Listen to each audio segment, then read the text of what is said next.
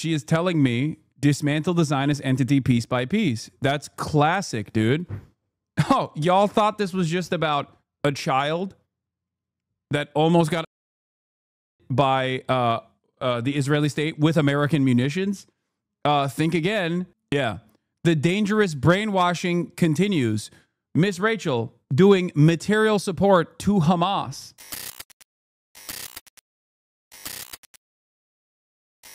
Anyway, can you watch Tim Dillon talk about Miss Rachel's Gaza video? It's a pretty great example of calling out the bullshit anti-Semitic propaganda on a decently big platform.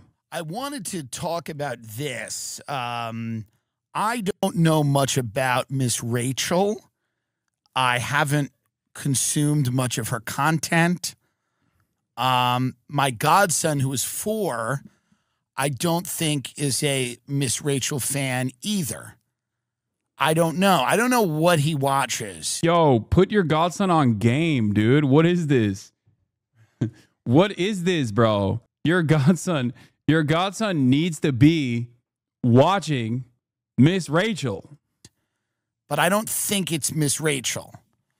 I don't know what's going on in that household, to be quite honest. But Miss Rachel has come under fire. She does content for children, singing songs, things like that for kids. And Miss Rachel has come under fire because she's spoken out for the children of Gaza who are being starved to death and killed, bombed and stuff. And Miss Rachel, something's wrong with her, this woman. I think I don't know what's wrong with her. She's like mad at this. What? So Miss Rachel, yeah, I know. So this woman is like, doesn't understand like why all these kids in Gaza like do have to go, like all of them. She doesn't get it.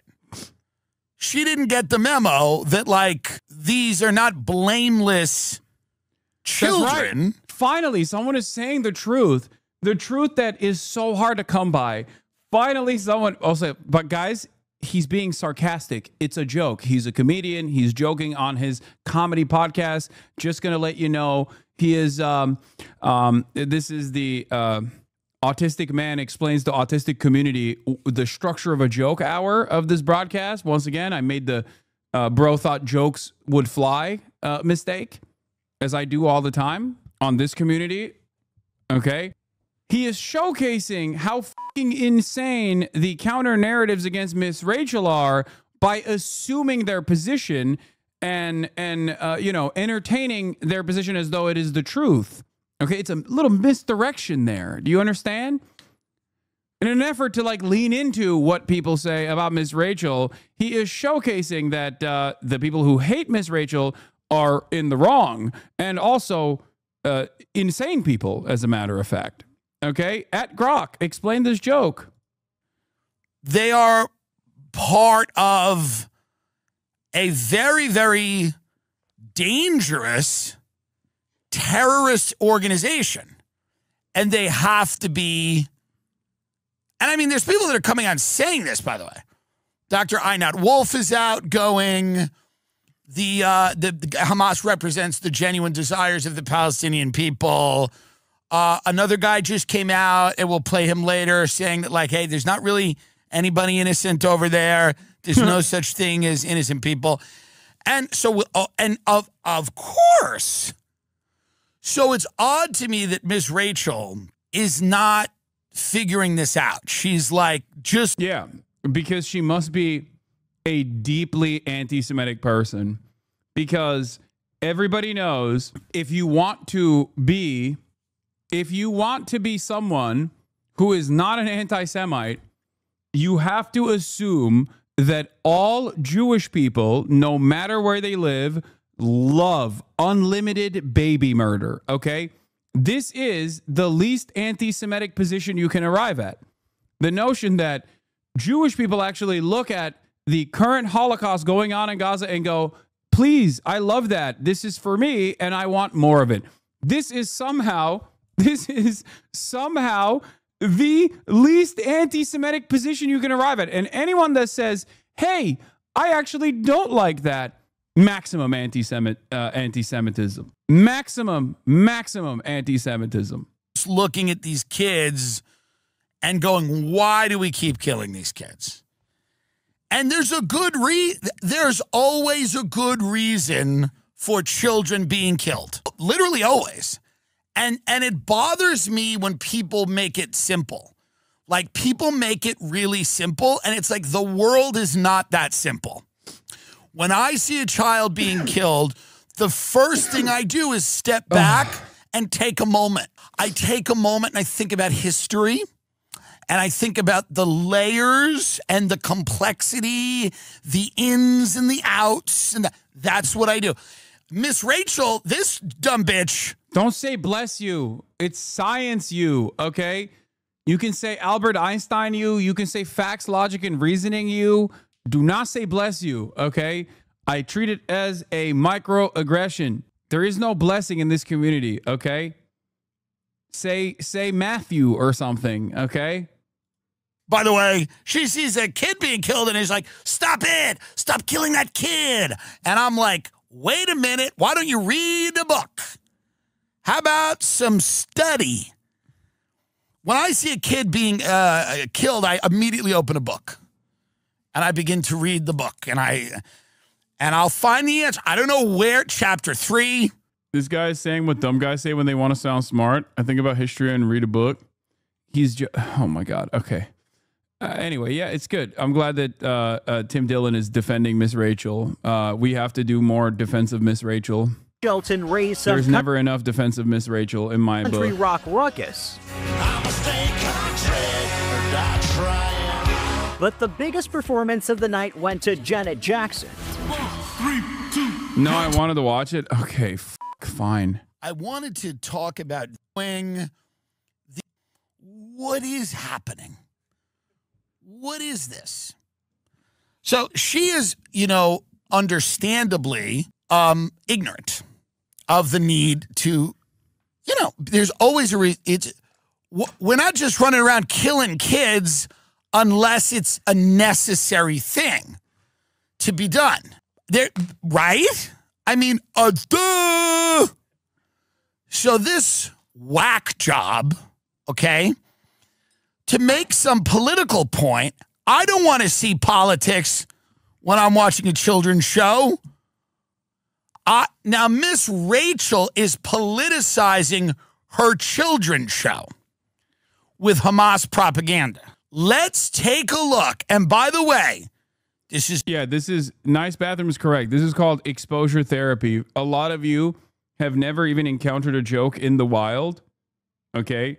Or at least like the only type of jokes that you have encountered in the wild are in the meme format. So when you actually hear someone like being sarcastic or whatever, you just like lose your mind. So this is important. This is exposure therapy. Hype train incoming, by the way.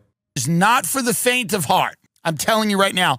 I watched this. I was in disbelief at how sick it is. I was in literal disbelief. This is one of the sickest and most... Yeah, we're making comedy legal again. USA! USA! Comedy legal again! Insane things I've seen in my life. This is an American mother engaging in Hamas propaganda with a member of Hamas. She brought us on her show. Let's take a look. See if we can get a little volume there. See the bunny sleeping till it's nearly noon. Shall we wake them with a merry tune? They're so still. Are they ill? Disgusting. Wake up soon. Let's pretend to sleep. I mean, this is, yeah. I learned exactly what I needed to learn from this. I learned exactly what I needed to learn from this, which is she is communicating to me.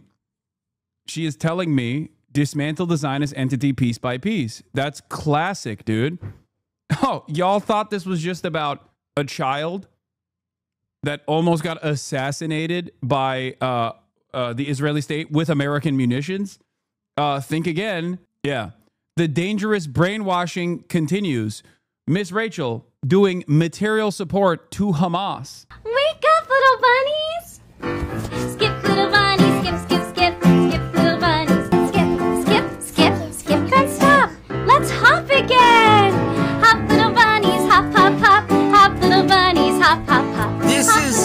Hamas propaganda.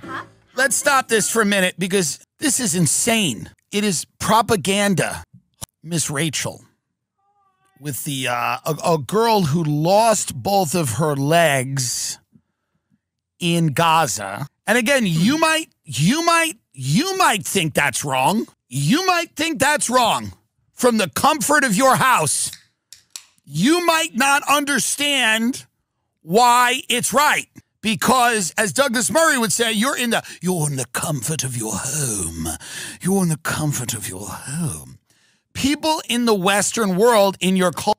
I think it is shocking how many people unironically believe this and repeat this. Like, there's definitely a real number of people that are actually firmly committed to this position. You've never been. Yeah, like 40% of our nation? No, fuck no. Dude, no. You're wrong about that. I will say, you are definitely wrong about that. Maybe 40% of like Washington, D.C., like 40% of politicians. Having said that, as far as like the average American's position goes on this, like it is maximum 30% of Americans. Probably closer to like 20% to 25%. Straight up. There is no appetite for this level of death and destruction in the United States of America. Okay? It's certainly not 40% of Americans. What are they trying to imply when they say, have you ever been there? It's Douglas Murray and his like idiotic argument against Dave Smith on the Joe Rogan Experience that made the rounds, where Douglas Murray was allowed into the Gaza Strip with the IDF, of course. And he even posed in front of Yahya Sinwar's chair that he was assassinated in, that he was killed in, fighting till the very last moment. And Douglas Murray was trying to own Dave Smith, comedian Dave Smith, who is pro-Palestine, by claiming that you can't talk about Israel because you haven't been there, which is like a very common technique that Israel defenders apply when they go, oh, you just haven't seen Israel, or you haven't been to the Gaza Strip. It's like idiotic. One must ask the question why people are not allowed to go to the Gaza Strip. But of course, no one ever asked that fucking question. Also, Douglas Murray himself talks about Iran all the time, talks about North Korea all the time. That motherfucker's never been there. So, it's a stupid position. It is, ironically, the same exact position that Andrew Tate tried to use against me in our famous debate, where I was trying to explain to him the importance of empirical evidence, the importance of like observations, reading books, in an effort to better understand the world around us. And he there was that famous moment where I was like, hey, you don't think the earth is flat? He's like, no, it's not. Oh, well, how do you know? It feels flat. Have you been on a spaceship? Have you been on a rocket ship and flew outside of the atmosphere to take a look and see how not flat it actually is? No. So obviously, you rely on this stuff too. Have you seen how bloodthirsty the average American is? No shot is 20%. Yes, but Americans are also incredibly selfish. Americans also fancy themselves to be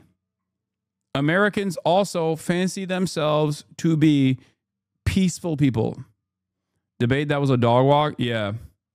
It was a dog walk, and it literally it was one of the most consequential debates of my career, because after that, the entirety of the blue checkmark like power farmers and meme accounts turned so aggressively. That caused me to get fucking Just proving your point. Okay, yeah, this is it. I made Andrew Tate run away in a debate. 2.8 million views 2 years ago.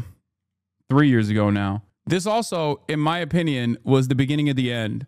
Up until this moment, everyone was just like glazing him, and no one who had been around him had actually like held his feet to the fire a little bit. It's also yet another great example. It's also yet another great example of the audience doesn't know better than me sometimes, because everyone overwhelmingly was telling me, don't talk to him. Don't talk to him. Don't talk to him. You're going to platform him. Meanwhile, he was on a fucking spaceship. Okay. He was platforming me. Anyway, cul-de-sacs and your suburbs don't understand why that girl's legs needed to be off her body. Do you understand that? Maybe you're confused. You better get the memo. You better get the program. as to why that she needs to have no legs. But you'd understand that if you weren't so goddamn soft. See, everyone in the West is soft, and they can't understand why we got to kill children.